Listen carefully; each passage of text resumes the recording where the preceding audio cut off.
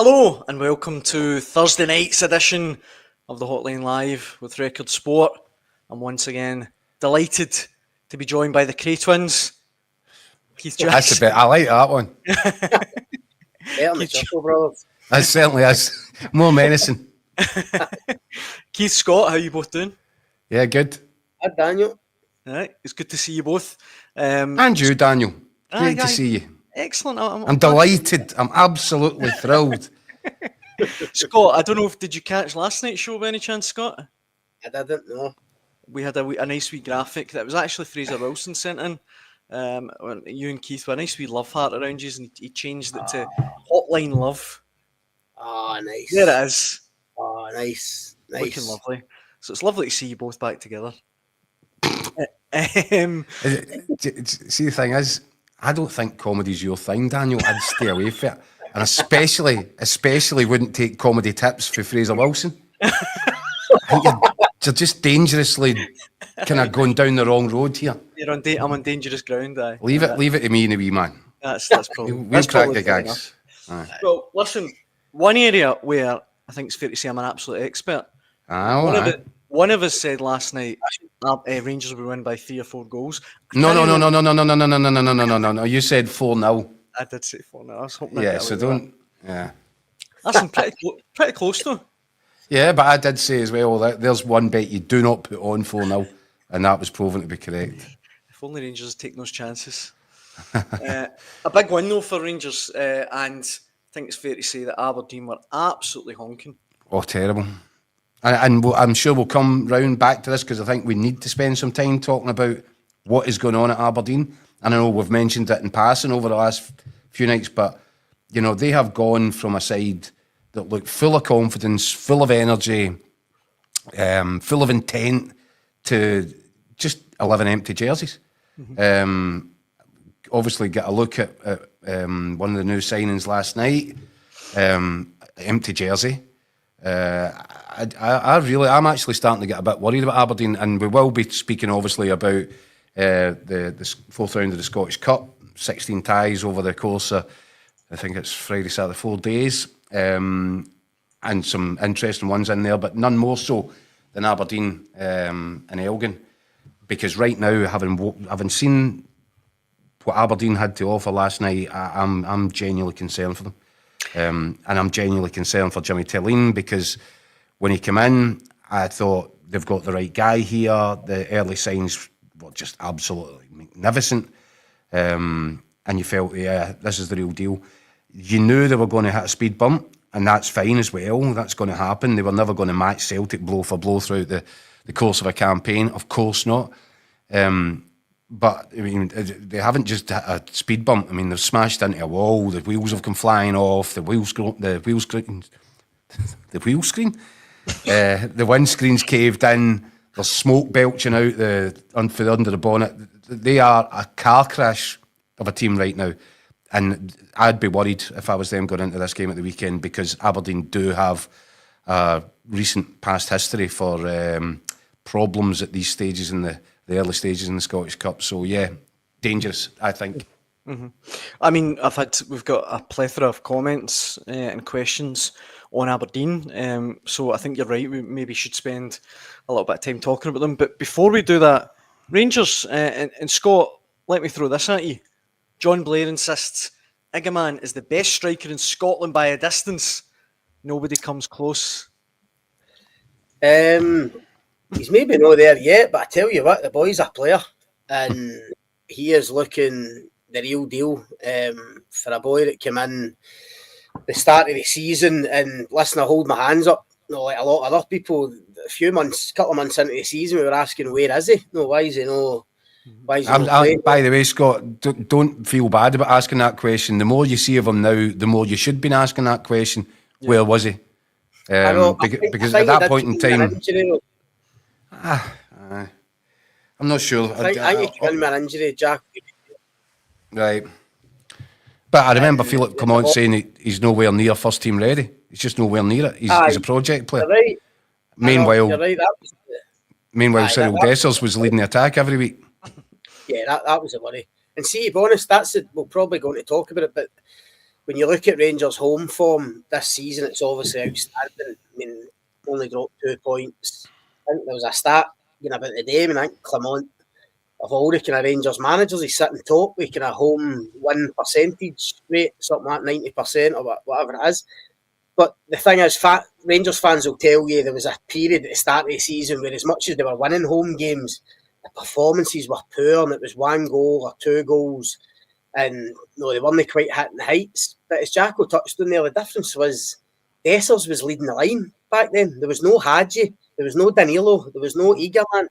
So they've got all these guys back at home. They showed against Celtic, showed again last night, capable of beating pretty much anyone when they're on their game at home. And just getting back to Egerman, I mean, what a find he's been. And I mean, I asked Clement at the press conference on Tuesday, whether the club were going to have a dilemma pretty quickly on this boy, because there's already talk about clubs looking at him. And I suppose there's a balance to be found between avoiding what Rangers have done in the past and no maximising players' potential and their value and selling them at the right time. So if big bids come in, Rangers need to cash in. Of course, the balance is, they want to get the best out of him. I'd imagine they want at least another season out of him. But they might not have any choice if bids come in. And I think he's looking that good that already teams, whether it's in England or abroad, will be looking at him, because the potential in him, I think, is huge. And I suppose, obviously, Clement said his critics. We've had a pop up several times at different points in the season. But I suppose with Jeffrey and Egerman, they have unearthed 2 young players, who it looks like, and this was the whole point at the start of the season, with the so-called rebuild, to get young players in cheap and sell them on for profit. They 2 look as if they're going to make Rangers a fair bit of cash in the future, if Rangers manage their situations properly. A couple of things on that, right? First of all, Scott, I don't know if you know, who claims responsibility for the Egerman signing? Who's actually claiming that one? It's funny, because I would have thought that it was Niels Coppen, but I heard something the other week that apparently, I don't know whether this has been reported, but apparently it was actually a guy in Morocco that Clement knew, like for his time in Belgium and stuff. It was a specific scout that he knew in Morocco, and he had kind of recommended them to him. So from that, I'd say you probably need to give Clement the credit if it's his contacts that's unearthed the boy. 100%, and he has no bigger critic than me, Philippe Clement, but somebody's done the work properly there. Because you're right, Scott. This boy has got it, and then some. I look at the way that he works defenders. I look at his movement. I look at his control on the ball, and just latterly over his last few weeks, his finishing is ice cool. Yeah, I mean it's clinical, it's smart, it's sharp, it's everything you're looking for in a striker who's with more experience. Yeah, 5 years, 6 years more experience. That's when you expect to see that sort of clinical edge finishing. But he's not snatching at things. He's just the opposite of Cyril Dessers. He's everything that Cyril Dessers isn't. So that's why I find it extraordinary. So I give Clement his dues. I think you might be right on that, Scott. That's why I asked the question. At the same time, I can't begin to fathom how bad must Egerman have looked over the first couple of months of the season if he wasn't anywhere near challenging Cyril Dessers for a starting place. And I put that on Clement as well. The other thing that I wanted to say there, I've read Barry Felson's got a column, I think it'll be in Saturday's paper, and it's a must-read for Rangers supporters because he makes a very interesting comparison between what he sees in Egerman and a player, a former teammate of his. Let's just leave it at that, and you can see the column for yourselves at the weekend. It's a really good column, really, really interesting, and it's you can tell it's a guy. Obviously, Barry Felson knows a football player when he sees one. just some of the things that he mentions, and it's really quite thought provoking. I think it's certainly a must read for Rangers fans this Saturday. No, what I like about him, Jacko, eager man, for somebody so young. I thought you were going to say about wee Barry. people have compared him to Morelos. Obviously, I think he's more. That's not the comparison. No, but he's more clinical and more ruthless than Morelos. He looks that way. He's more cold in front of goal, which I think is a great quality for a striker. And the other thing is, this might sound daft, but and again, it's early days. He doesn't waste chances, and by that I mean even the ones that he misses, because he's no skying things or they're no going wide. He doesn't sclaff at things like Morelos did and Dessers does. Keeper had some save for him last night, the one that he hit for 18 yards outside of the foot. What a shot that was. Every chat, even the couple that, as you say, the save last night, the one he puts past the post early doors, it's inches by. The one that he made for himself at Easter Road when he nearly got his fourth goal of the night, he out-muscles Bashiri. And I know he missed it, but I mean, it was millimetres he missed it by. He just doesn't waste a chance. He's always looking to get a shot off.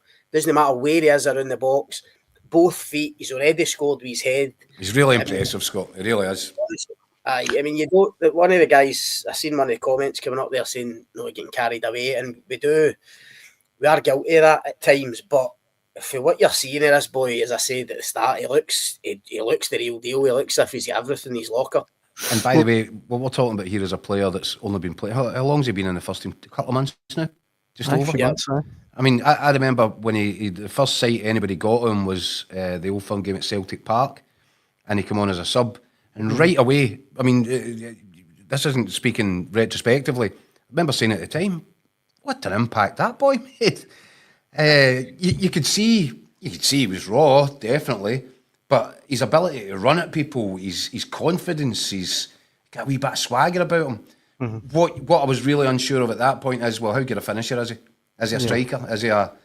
But we'll see over the last 3, 4, 5 weeks, his finishing has been out of this world. So that tells me, I think you're right, Scott. I think it's bad news for Rangers fans ultimately that I don't think that you'll see a man in a Rangers shirt next season. I think that he's made such progress. And I tell you another thing, he's going to go down to Old Trafford next week. Yeah. And I mean, what stage? Yeah. And you can tell by the way he goes about, he's not going to be fazed by that. He's going to love it.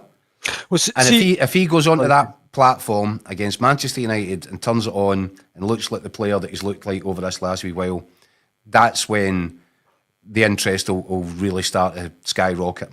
And I think you'll find that Rangers are going to get some the kind of offers in the summer that they'll find just about impossible to resist. And this is a guy that they spent 1.5 million on. So if you can get a cheque for £10 million after 12 months, I'm afraid that's just the sort of business. As frustrating as that might seem to a lot of the supporters who would probably say, now you keep a guy like that and you build your team around him. Well, Scott mentioned it, Ryan Kent, Morelos, these guys that could have been sold for a lot of money, had they been sold at the right time, had they been moved on at the right time, they can't make that mistake again. And you strike while the iron's hot. If this boy, if you're going to get a profit of £8.5 million, and percentage-wise, I can't even do the maths, but it's massive in terms of profit, I'd be surprised. I mean, the only option that Rangers could do is you could say, right, get another year out of him. I think he signed a 4-year contract, Scott. Yeah, I think he's got a long contract, Jacko, but on low wages. Low. So what you could look at doing at the end of this season, assuming that he keeps progressing at the rate he's progressing, you could sit him down, say, oh, rip that thing up. Here's a new one. It's a 4 or 5 years, whatever it is, on a proper wage. Yep. And then keep him for one more season. But what they can't do is miss a trick with this one, because they genuinely look as if they've found a real sort of a gem here.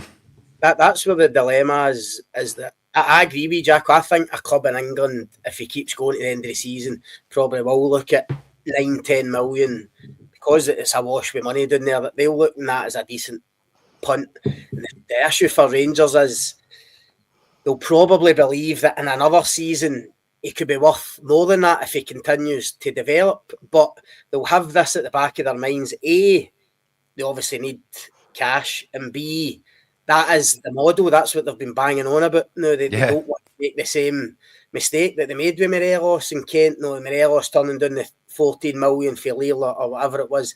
They cannot make that same mistake again. And in football, Eagleman's one injury away from suddenly losing a lot of that value. The only thing I'd say is that if a bid does come in, and again, this is just me kind of speculating, but you just wonder with his age, if a 10 million bid, for instance, came in, could they maybe say, right, we accept it, but why don't we keep him in loan for another season?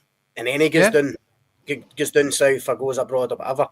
If you could do that, then it would almost be the perfect scenario for them, but it's going to be interesting. See, conversely, some of the comments on Eggman are quite interesting. This one from William Sloan. The summer, what about next week? I mean, do you think there's any chance with Rangers season not going particularly well that maybe a team could come in and have a go at getting him? Listen, you would rule nothing out. I think if I was looking at him, I'd be really impressed, but I'd want to see more of a kind of body of evidence. I'd have my scouts all over him right now, and I'd be saying, watch this guy, I want you there, I want you present, as often as you can be between now and the end of the season. And then that way you're in a position where you think, right, okay, we're happy that this boy ticks enough boxes. I'm not sure that you would dive in just now, because he really is literally only just making a name for himself in Scottish football. So I think this summer coming is soon anyway. I think if you were to sell a guy and you've actually had, 3 months football, who's to say? The numbers talk, but I strongly suspect that it's far more likely to be in the summer than in this current transfer window. Well, that maybe answers the next comments that I was going to throw at you. Rangers is okay is one of just a few fans who say no chance 10 million. He's just joint top scorer in the Europa League. You've got to aim higher than that. But as you say, I mean, we're literally watching him 12 weeks into his career, you know. Yeah, and this is the difficult one for Rangers, is that's what Scott was getting at earlier. You know, you say no, you keep this guy because ultimately we could sell him for 25 million. And that's an argument, but you know, if you've only if the outlay is only 1.5 million, and all of a sudden somebody's offering to turn that into 10 in under 12 months, I don't care what business you're in. That's a good trade. You know, that's a good deal. Now, yes, you can speculate to accumulate. You can knock it back. As Scott said, the boy could get injured. He could lose form. He could, turn into Alfredo Morelos off the park. And then what have you got? An asset that was, once worth a certain price, which is, losing value by the day. So these are all things that Rangers will need to weigh into it. But what I'm saying is, if you buy somebody for 1.5 and within 12 months somebody's offering you 10, yes, in an ideal world you say, we'll get double that somewhere down the line. I'm not sure that Rangers are in a position to take a chance on that. I think if somebody offers that as hard cash and a clear profit, I think Rangers might have to come to the table on it, whether they like it or not. Yeah, and as cold as that sounds, that is the reality. And ultimately, if he does go, Rangers should have the next Eagleman lined up. Exactly right, Scott. No, that's the model. Rangers shouldn't be bulking it. No, if they get 10, 12 million, as Jackal said, for a guy at 1.5, it should be a no-brainer for them. They should just be like, yep, brilliant. No, 9 million profit, whatever it is. Because I tell you what, we've got the next boy in Morocco or Belgium or Denmark or whatever that can bring in. He's a new Eagleman. So that then comes down to how good your recruitment is. Is Eagleman a one-off? Have they got lucky with him in terms of bringing him in for that fee and the impact he's had? Or have they actually sorted the recruitment? Is Coppin doing the job properly with the right people around about him, that they can sell Eagleman when the time's right and get his replacement and get somebody back in? If you're right, Scott, about how this one came about, and I rather suspect that you are right about that, then this points more to freakish good luck than excellent strategic planning, doesn't it? And I still think that Neil's Coppin, by the way, this review started, the review into Auchenhowie and the football department. I think Neil's Coppin is going to have a lot of interesting conversations over the next wee while he justifies what his position is in there. And if he can't point to Eagleman as one of his own, as one of the guys that he's brought to the table, it'll become even more difficult for him, I think. It's going to be interesting, Jack. I totally agree with you on Eagleman's contract. I think Rangers, if they're sensible, need to protect their asset now and go in and get him an improved deal. But Clement was asked about that a couple of days ago, and like all of these questions now, he just shifted it on to Patrick Stewart and says these are questions for Patrick. Now for that, I took it that Clement agrees that they should be renegotiating Eagleman's contract given his performances. But is it Patrick Stewart? Is it Niels Coppin, who's sporting director of football, whatever you want to call it? Somebody's got to sort it out, because somebody's got to make the call. Yeah, because if that bid does come in that we're talking about, it might not even be as high as 9 or 10 million. No, maybe it might only be 6-7 million. If the boy's sitting on a really low wage, it's impossible to justify knocking that back if you're paying them the wages of a 50 grand, 100 grand player. Exactly. Yeah, and what I will say is they should look across the city on this one, because I tell you what, see when Celtic do a deal and they bring in somebody, see as soon as they realise, this guy's, we've got something here, they sit him down, they rip up the contract, they give him a new one, and they've done it, so often over the years. They protect themselves, they make sure that if they've got a real asset on the books, they don't let the value run down on it. They don't let the clock tick down on the contract where they get themselves in a situation where they're losing guys for nothing that they can trade in the market. Celtic are experts at it, and Rangers really need to take a leaf out their book that way. I think the one that springs to mind the most with that, Jacko, no in terms of renegotiating a contract, but just in terms of being ruthless and brutal about it, is Juranovic at Celtic. He was a top player. Came in for no a lot of money, was an international, totally excelled for Celtic domestically and in Europe. I think this guy's top drawer. He was only there, if my memory serves me right, maybe 18 months or something. And as soon as a bid came in, not only was he was gone for a huge profit, but the key thing was the upgrade. They had Alistair Johnson lined up as the replacement, who comes in absolutely seamless.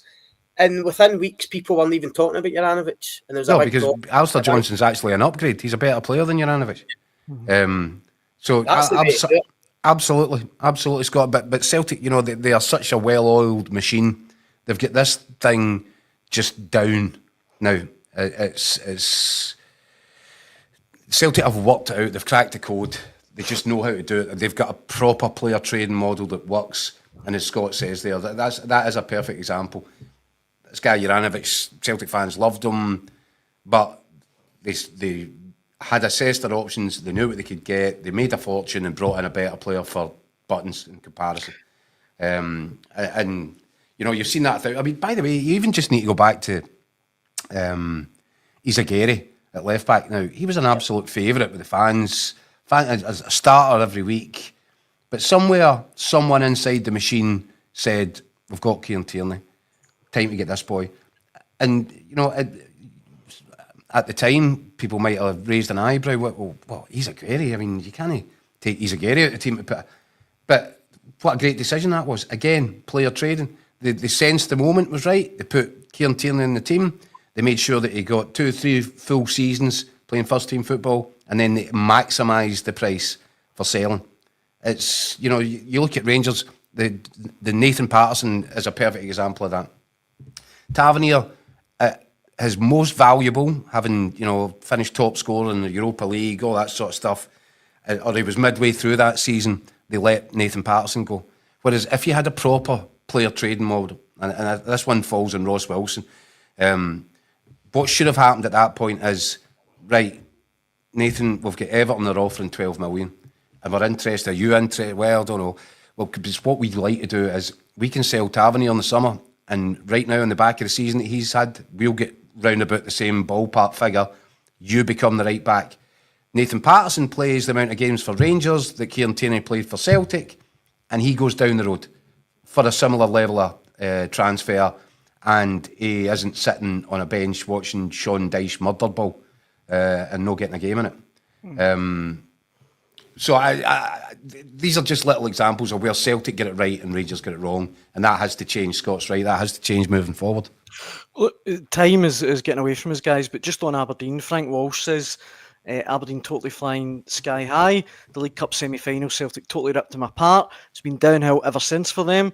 They've totally fallen apart. Like you said, you're worried about them, Keith. 12 games without a win.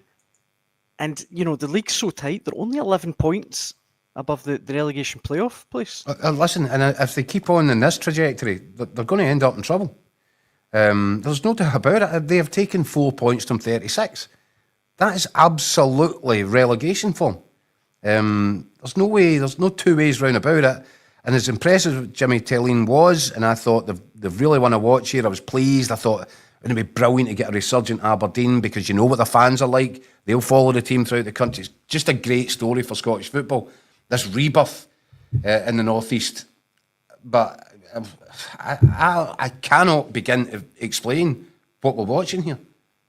They are in full-scale retrograde mode. How's it possible to win 31 points from 33? The only 2 points, by the way, that you drop in that run is at Celtic Park, where you still avoid defeat. How is it possible to get that and then follow that up with 4 points out of 36? I genuinely, I know I've kind of laboured the point, maybe. I don't think I've ever seen an example of fluctuating form so drastic over the course of 2 quarters of a season. And they were so bad last night. The worrying they were terrible. The worrying thing is, Daniel, that looking at them myself, they don't look like a team who realise in their own head, we're toiling here and we're going to need to graft our way out of this. We're going to need to fight for the map. We're going to need to run after every ball. We're going to need to play with an intensity and a tempo and get back to it. They were accused of being passive last night, and there's just a nothingness about them. Mm-hmm. Do you know who gets it? Graham Shinney gets it, but he's surrounded by 10 players that don't. The wide men are producing next to nothing. I think Kevin Nisbet's been a massive disappointment. Yeah, it has. So far. The defence, they kind of got away with it a wee bit at the start of the season, because you always knew Rubizic and Malloy were never really going to be good enough to go and be up operating at the top end of the table. He's tried to switch it about a wee bit, but the boy Sivert Nielsen's had a nightmare the last few weeks. Certainly had a nightmare last night.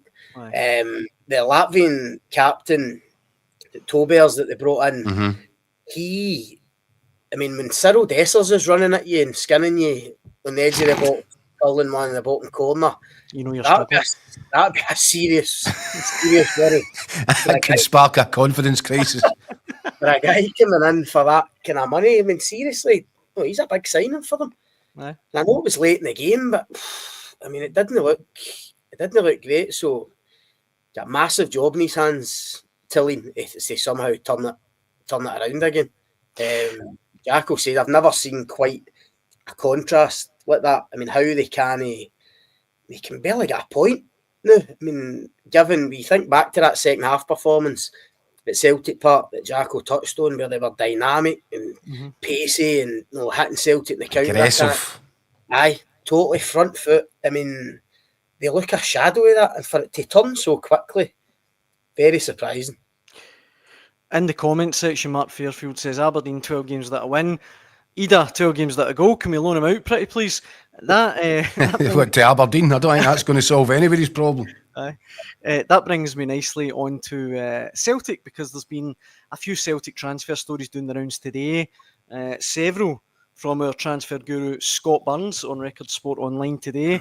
They've been linked with Real Valladolid. Has Raul Moro, I believe is his name. He's a winger, apparently rated at €10 million. They've also been linked with Aston Villa's Louis Barry, once again, with Scott Burns saying that Celtic, will be testing Aston Villa's resolve. And the other one as well that Scott Burns has been reporting on is Zidane Inusa, who's a BK hacking forward. We've heard about Kieran Tierney, Keith, but it certainly looks that Celtic are trying to make significant moves before the window slams shut. Yeah, interesting. I can see at least two coming in. At Celtic, I think, yes, a wide man, definitely. And as we keep mentioning, even though Mick Gannon swears blind it won't happen, Kieran Tierney in at left back. So, look, it's interesting that strikers are a matter of kind of interest for Celtic at the moment, because we've spoken about the Kyogo speculation, and I'd rather think that that's one that's probably further down the line. It's probably a summer thing. I think that right now, if Celtic get two in, I think Brendan Rodgers would be happy as long as one of them's Kieran Tierney and another one is an upgrade in Lewis Palmer. Mm-hmm. Aye, that's probably fair. They obviously want to bring a wide player in if Palmer goes, and if you look at the boys you're mentioning, Daniel, especially Mora, who's got looks like he's got a really good pedigree. They're similar profile. No, it's very typical Brendan Rodgers, young, early 20s. No, you could argue Mora's maybe lost his way a wee bit, having been at Lazio and stuff like that. And you could see Rodgers obviously wanting to work with these kind of guys. But the one that interests me the most is Louis Barry, because I've seen a bit of him over the years. Again, people probably know. I mean, he grew up at Barcelona for a couple of years in La Masia, and he goes to Villa. People probably remember the brilliant goal he scored against Liverpool in the FA Cup when he was just a young boy, and he was tipped for really brilliant things back then at Villa. He's obviously had a few loans, a couple didn't really work out, but he's kind of found a home at Stockport in loan where he's been phenomenal for them, albeit at a kind of lower level. But when you look at his goals and you look at his play, he's got that bit of personality, that bit of gallousness that I think means he could play at the Old Firm. I don't think going to Celtic would faze him. I mean, when I saw where he was doing at Stockport and that Villa had recalled him with a view to putting him out again, I did think both Old Firm clubs would be interested, but obviously Celtic have came to the fore. And I mean, if Kyogo was to go, I think Barry, not Kyogo's level, obviously, there's a good few years between them, but he'd be that type, that kind of aggressive presser up front, a wee bit of pace, as I say, great finisher. I think he could be a really good signing for them if they could get it, but there'll be loads of clubs in for him, I'm sure of that. Mm-hmm. Yeah, but something, Scott, and this is where Celtic are really clever in the players that they identify, and the profile, as they call it. Matt O'Reilly is the perfect example. A guy that nobody in the English Premier League was ready to think he can be fast tracked. He deserves to play at this level. Celtic see him. They look at the data. They know that this guy's on Liverpool's supercomputer. His data is incredible. But nobody down south thinks, he's ready. He's Premier League ready. So Celtic can go in there and almost they present themselves as the middleman. We'll take you from there. You come here. We'll put you into the shop window. You play Champions League. You'll be an absolute sensation, and then you'll get to the Premier League. Mm-hmm. And you wonder they can map that out. They can map Matt O'Reilly's journey out in front of this boy and say, look, you can take the same pathway. You'll get to the same place. You'll end up in the Premier League. Mm-hmm. Aye, and you'll have a whole lot of fun getting there. Aye, he's still only 21, 16 goals in 24 games for Stockport. I think you're right, Scott. I think there's going to be a lot of competition, but Celtic could get. Yeah, but that's what I'm saying. So Championship clubs. Aye, no, I agree with you totally. And if you're that boy and Celtic are saying, no, come to us. Look what Matt O'Reilly did. Come and play in the Champions League. Come and do all this. And then when you're 23, 24, you're ready. Aye. Go back down the road. I just think it makes perfect sense. That's the thing about Scottish football. I mean, we've spoken about this before, but people criticise it, and it's obviously not very highly regarded down south. But the exposure it gets is terrific for these players. And I spoke to a boy today at Dundee United, Will Ferry, who's done brilliant at United this season. I mean, he left Cheltenham Town, who'd just been relegated for League One. Probably felt his career was going nowhere. He'd already been at Southampton and didn't work out for him. And relegated at League One. He takes a chance, goes to Dundee United. Suddenly people are talking about him Republic Island call-up and stuff like that. I mean, this, no matter what you say about our game, it does give players a platform and an exposure that they don't get elsewhere. And I totally agree with Jack. If Louis Barry's got a couple of options, and even if they're good sized clubs like I don't know, like a Norwich or a Sheffield United, whatever it might be, I think Celtic can give him something totally different and far And by more. the way, Matt O'Reilly will tell you, Scott, it's not just that, but what does going to a club like Celtic, what other side spin-offs are there for these guys? I tell you what they are. You're playing in an intense environment where you have to win every week. It's 60,000 people. You can go to one of these clubs, you know what, we won last week, so that was quite good. We got a draw there. Well, if we lose next weekend, it doesn't really matter. Yeah.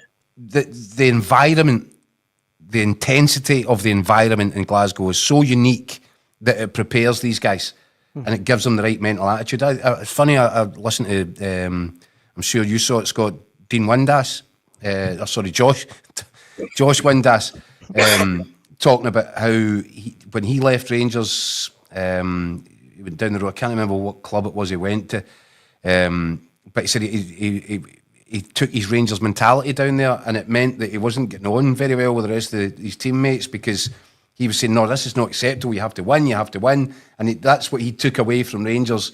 And it shaped. And now that he's moved on, he's in the right environment now. He says, "I'm that version of myself again," and you can, it brings the best out of you. That it is such a great schooling for these young guys to come into that and experience what it feels like to be at a club where nothing else than your best will ever be enough.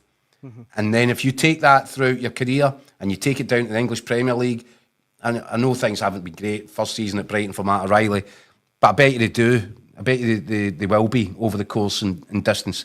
And I think the mental lessons that you learn being pitched into the Old Firm environment in Glasgow, I think it's a great thing to carry with you in terms of what standards you set for yourself throughout the rest of your career. I think it's a great place for young kids to come if they've got an eye on, getting to the very, very top. I think you can probably take a 3-year shortcut to get there by coming up to Glasgow for a couple of years. What might have taken you 5 years, you maybe do it in 2, 3. And of course, if you're a young player like Louis Barry, you'll get the chance to win trophies as well. And one of the trophies that you'll get the chance to win is the Scottish Cup. You see what I've done there? Leads us in nicely to this weekend's Scottish Cup games. We touched on it a little bit earlier, Keith, but I mean, the one that jumps out at me, you've got the Dundee Derby, you've obviously got Fraserburgh Rangers. I look forward to that. You've also got Elgin City, Aberdeen. As we mentioned at the start, pardon the pun, but it's got red flag all over it, that game. I don't care what the score is. I don't care how they do it. I don't care how bad the performance is. Aberdeen simply have to find a way of making sure that their name's in the hat for the next round. Otherwise, what is a really, really difficult situation, I'm afraid, becomes a full-blown crisis. Yeah. There's just no two ways about it. The third in League Two at the minute, Elgin City. I mean, I appreciate that none of us have really seen much of Elgin City this season, but what's your gut feeling? Do you think Aberdeen will get through that? I have got no gut feeling for Aberdeen after what I watched last night. Yeah. I think they are in serious bother, but they're going to have to find a way. And I tell you something, what would worry me is, that the opposition they're about to come up against, they're going to get right in your faces. They're going to make it uncomfortable.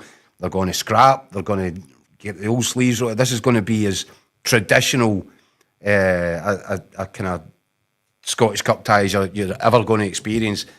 And do you know what? It doesn't matter how your data rates you or ranks you amongst the other guys. And it doesn't matter. None of that matters. All that matters is this guy up against you probably wants to rip your throat out. So what you got to do about it? No. And you have to stand up to it. You have to stand up to it. You have to be brave enough to win the physical battle, and then your talent should see you through. I look at that Aberdeen side last night. I didn't see a group of players that want to stand up for and have a fight about anything. That would worry the life out of me if I was Jimmy Tillian this weekend. It's a side issue, but how the TV companies haven't picked Elgin Aberdeen or when the draw was made, is beyond belief. I mean, they've got Wraith Rovers Falkirk live on Sunday, but with all due respect. But I agree with Jacko. I mean, it's going to be a horrible game for them. I think the key thing, Daniel, is just how Aberdeen players approach it and how they start the game. Because if they're as passive as they were last night, and they have been for the last few weeks, then it'll be a real toil for them. If they go there with the right attitude, start fast, play with an intensity, we keep talking about it, then Elgin shouldn't be able to live with guys, the guys that we're talking about, Duke, Clarkson, Nisbet, people like that, should be far too good for them. But I tell you what, if they don't, and their attitude isn't right at the start, and it gets to half an hour, half time, and Elgin are still in the game, it could get pretty messy for them. Scotty, I looked at that team last night. That team's bottom lip was trembling. Yeah. Didn't fancy it, didn't like it. And if that's the attitude, if that's their mental approach, if that's the level of their desire, they're going to get tested at Elgin. And that side to me didn't look like a side that's up for a test right now. As I said, I'm genuinely concerned for them. Just before we finish, guys, if Fraserburgh were to get a result other than a defeat at Ibrox, would it be the biggest shock in Scottish Cup history? Scottish Cup history? It'd be the biggest shock in world history, I think, if they went to Ibrox and won. Or even a draw, even if they...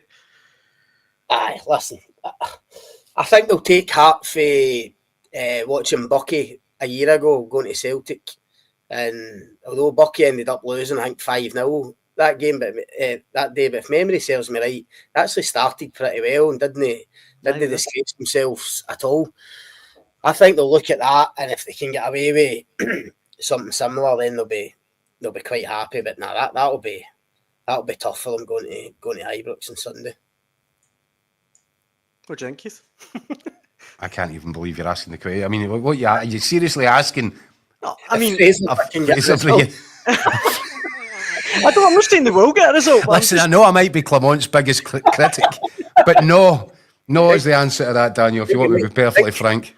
You think Clement might get a sack if Fraserburgh can He'd probably still keep his job. Yeah, listen, he's a laughing now, right? Then go down the road and beat Man United. I'm not saying they will win, I'm just saying, guys, you know what I mean? It's important for Clement and Rangers, isn't it? The last chance at a trophy this season, you'd imagine. Aye. All right, I think Daniel, I'm actually just waiting for you to rip off your hoodie and get the Green Brigade jumper back on. It's underneath there. I think if they start, I think you might be able to start. You're at the wind-up. I think Clement might be able to start Kieran Dowell and Cyril Dessers and scrape a narrow victory. Put it that way. Well, that might be a risk too far, Scotty. I think they'll be all right. Stephen McDonald summed it up perfectly in the comments. You never know.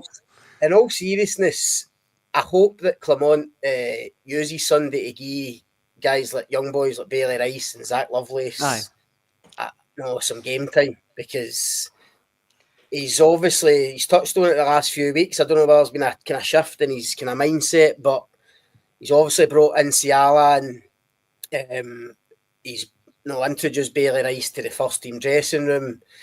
Lovelace is in and around it. It's as if there has been a wee shift, and he's wanted to try and give these boys some minutes if he can. Ciala looks all right, by the way, Scott. It does. I mean, we're talking. I tell you what impresses me about him, and I know I'm going off at a tangent. See his distribution. His distribution's spot on. See, for a young boy, it's crisp.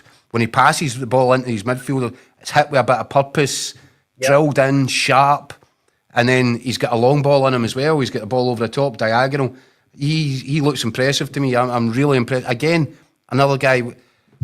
Where's the eyes been for the first few months of the season? If there's a boy there that's spraying the ball about and training, looking immaculate, and you're right. I don't know how many centre halves has Clement turned to throughout the course of this season without this boy even getting into the argument. I know. Listen, I'm sure they would argue that coming in at 19 or whatever he was for AC Milan, never played a professional game. He obviously needed time to kind of integrate and get used to Scotland, whatever. But I tend to agree with Jack. I just find in general, if you've got talented young players, if you know they've got the ability, put them in. They'll play better with better players, and that's that was a big test for the boy Inciala. He's been playing in the B team. I think he got sent off in a game against Celtic recently, early doors. So from afar, you're wondering, is this boy going to be good enough? But he's come in, hasn't looked at a place. I thought last night, I know we're saying Aberdeen were poor, but he stood up against some decent players. It's it was a test for him. That's that size of game.